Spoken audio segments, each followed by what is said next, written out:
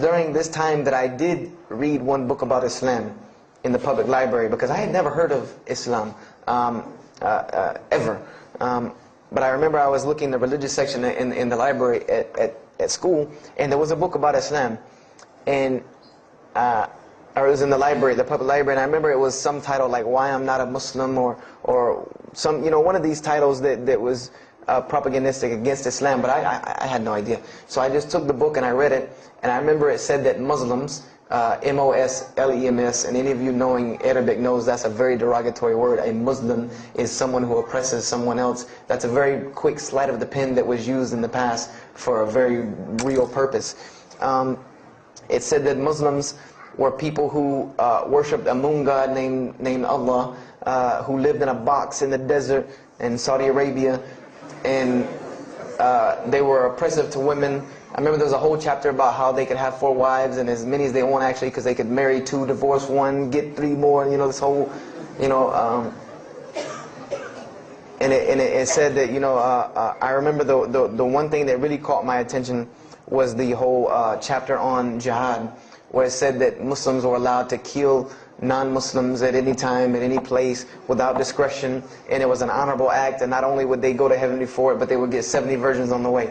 You know, so I closed the book on Islam, put it back on the shelf, and marked off Islam off my little list of religions, and said thanks but no thanks, and if I ever see a Muslim, I am out. And I said I'm pretty safe in Greenville, South Carolina. I had never seen a Muslim ever. So I said, you know, I don't have to worry about running into no Muslims, thank God. So, you know, I started, you know, just worshiping. You know, I tried to just be a good person, you know, pray to God, ask Him for guidance, try to be a genuinely good person. And I remember what changed is when I met a Muslim. I met a Muslim who I had met a couple of times at school. We had went to school together, and I knew him, but I never knew that he was Muslim. And there's a couple of reasons why I never knew he was Muslim. Because he was African American, number one, and the book said that Muslims were Arabs. And number two, I didn't know, you know, I thought Muslims ran around, you know, marrying as many women as they want and killing non-Muslims. I didn't know that they could also be part-time drug dealers. So I didn't know, I never knew that this guy was Muslim. I didn't put 2 and 2 together.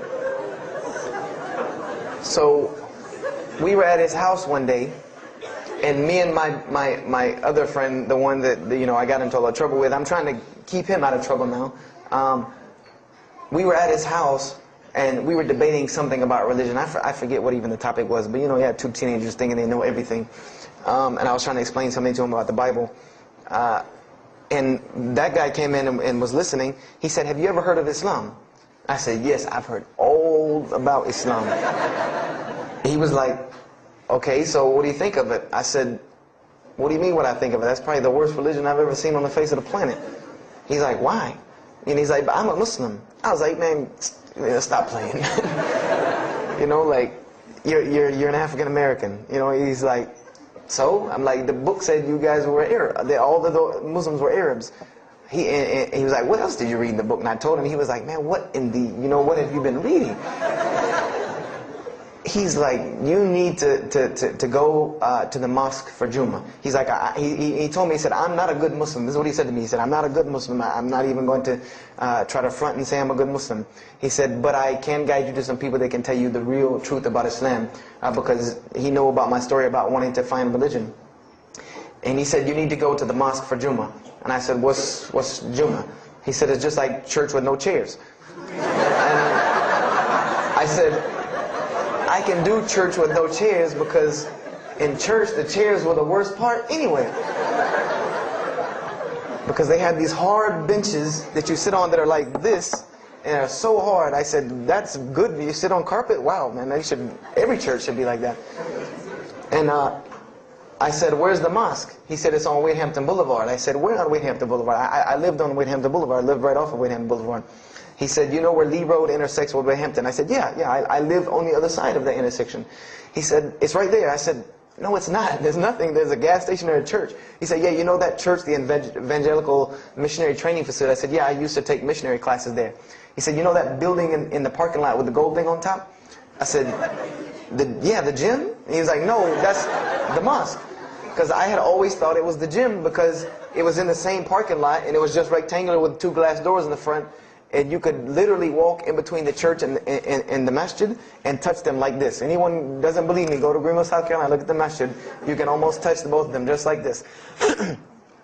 He said, yeah, it's right there. I said, I've never, at first I was shocked, like I've been living across the street from all these crazy Muslims all my life. I said, I never knew. And he told me to go to Jummah, and I asked him what time. He said he would meet me there at 1 o'clock in the afternoon on Friday. So I said, okay. I went on Friday, and I'm waiting outside for him. I'm not going inside. That's not happening. And I'm seeing all these people going in, and at this time, it was a predominantly Indo-Paki Arab masjid. Anyone who went in was not American, period. And I did not see even one African-American going there. And I did see one, and then when he went in, I heard him talking in a dialect that I realized he was probably from Africa. So I said, he's not American. So I'm not going. I'm waiting, and I'm standing outside, sitting on the church steps, and the imam pulls up and parks right in front of me, who I had no idea he was the imam. But he got out, and he asked me, am I waiting for someone, this, that, and the other? And I explained to him. He said, oh, yeah, we know this brother. You don't see him that much, but we know who he is. He said, I'm glad you came. He was a very, very nice, gentle young man. And he invited me into the mosque, and I kind of wanted to wait on my friend, but I didn't want, at the same time, I didn't want to tell this man I don't want to go in. So I went in, and they put me in the back and gave me a chair anyway. And I said, I came to sit on the floor. And they gave me a chair anyway, and all of these people are piled up in front of me. And there's no Americans here, and I'm starting to wonder, if this is a setup, because it's starting to smell like a setup to me, because in my mind, I'm like, you've been set up before, and this seems kind of like this. So, and I'm starting to think in my head, scenarios, a young mind at play. I said, this other guy, my friend, he probably was in the same situation like me, and he probably made a deal with them to get out, as long as he brought other Americans and tricked them into coming to the mosque, so they could do their jihad after Jummah and get their 70 virgins. So I'm sitting here, and there's all these people in front of me, and then there's a curtain with all these people behind me making noise, and I have no idea who's back here. So I'm stuck in the middle of this. I hear that it's some women, but I don't, there's a curtain, I have no idea. So I'm like, there's something very odd about what's going on right here. I'm like, just let me make it, I'm starting to look for the exit. I'm like, calculating how many people are between me and the exit. I know some martial arts, so I said, I'm going to hit a couple of them, and I'm out. And then the imam came, and I just now realized that he was the imam because he got up on the minbar, and they started to call the adhan. And, I said, okay, that man seemed nice. He seemed genuinely nice, so I felt a little more comfort. And then he got up after the adhan, and he started his khutbah. Inna alhamdulillah nahmaruhu wa I said, oh my God. I said, I bet you he's talking about me. And he's being forceful. He was getting loud and banging on the minbar, and he's pointing in my direction. I'm like, oh man, I gotta get out of here really quick, I said, well, I'm gonna take my chance with the women behind me. I'm going through the curtain. I know him. So the imam started to pray, and when he recited the Quran, I know it sounded very intriguing. I had no idea what it was.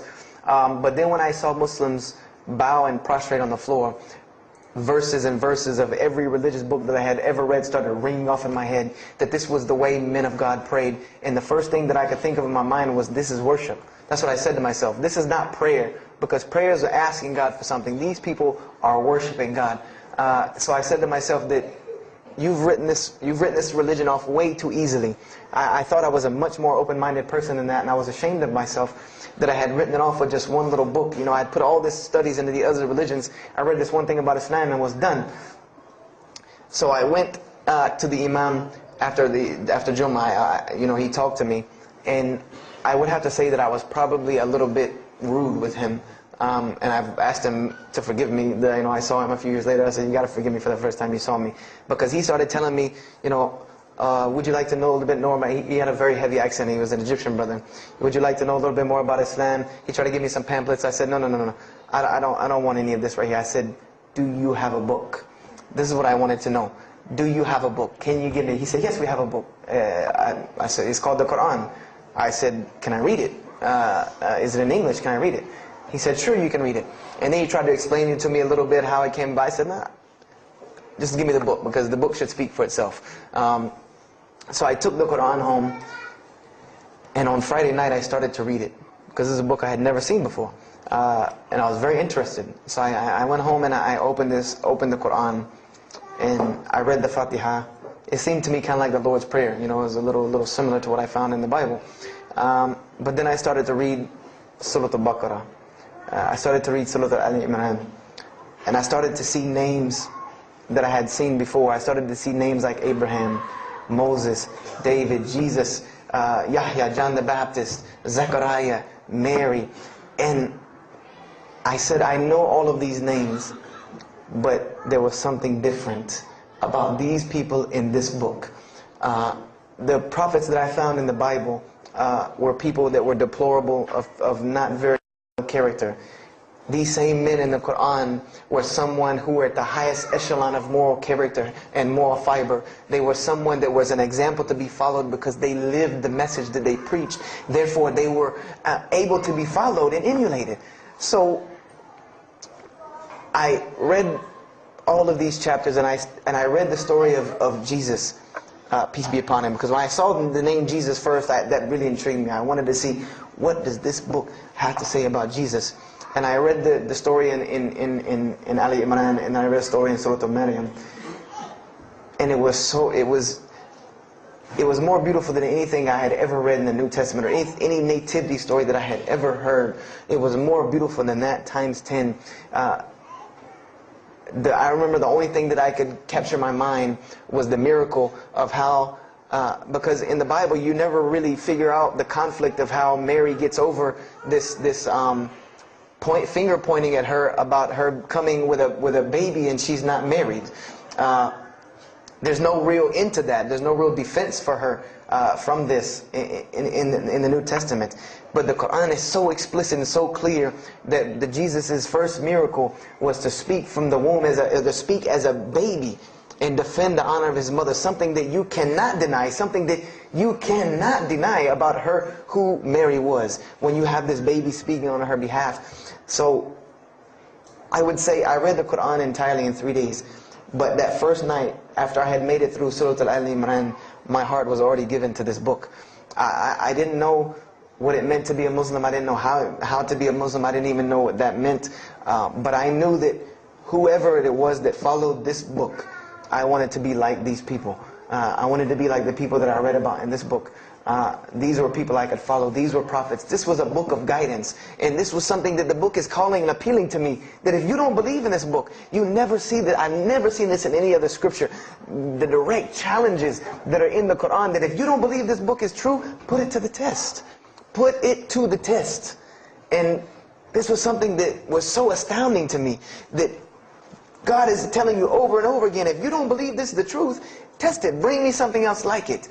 Test it. Put it to test. If it was written, if there was more than, all of the analogies about God, everything was so logical, so rational, so reasonable in my mind, that it was like 2 + 2 = 4, and that was it. There was no 1 + 1 + 1 = 3, egg, yolk, water, fight. There was none of that foolishness. The Quran was very direct and very straightforward in its teachings. So I gave my heart to Islam that night in my living room, reading the Quran, and I cried and cried, that I had been looking for the truth all this time, had searched all this way, and it was right across the street from my